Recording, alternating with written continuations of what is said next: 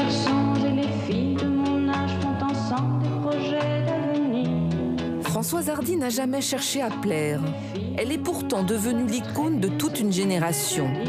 50 ans de carrière depuis les yéyés et toujours cette douce mélancolie qui ne l'a jamais quittée. J'aime les chansons tristes. Ça veut dire que vous êtes triste? Non. Il y a beaucoup de gens qui trouvent qu'au contraire, je suis très gaie. Après une enfance un peu grise, un bac à 16 ans, elle compose sur sa guitare ses premières chansons et ne tarde pas à passer à la télé. Elle n'a que 18 ans. Tournez-vous, il y a quelque chose qui m'intrigue. C'est assez curieux. Vous avez mis votre chandail à l'envers exprès? Oui, le style Hardy est né. Le verre est trop grand. Mais c'est une idée de mode, ça, c'est joli. Cette timide enchaîne les succès, comme ses copains de l'époque, Sheila, Johnny Hallyday, Sylvie Vartan.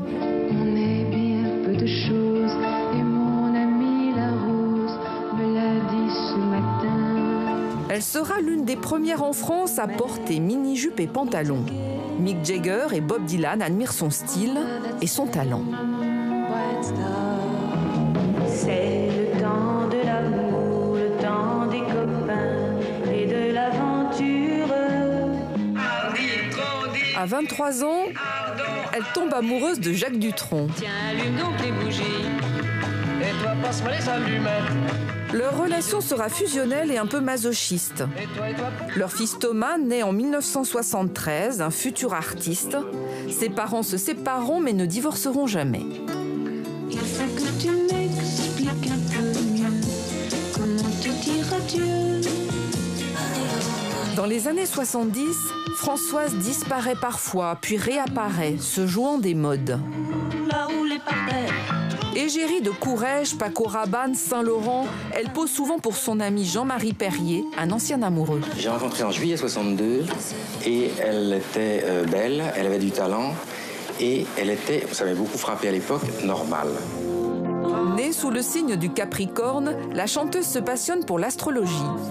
Et quand elle n'écrit pas pour elle-même, elle choisit ses auteurs avec soin, Serge Gainsbourg ou ici Michel Berger. Crois un jour que tu m'aimes, ne le considère pas comme un problème. Pour qu'une mélodie me touche, il faut qu'elle soit mélancolique. Je pense qu'il n'y a pas de belle musique qui ne soit pas en même temps mélancolique. Françoise Hardy avait parfois la dent dure, mais le cœur toujours tendre. Elle ne regrettait rien de son parcours.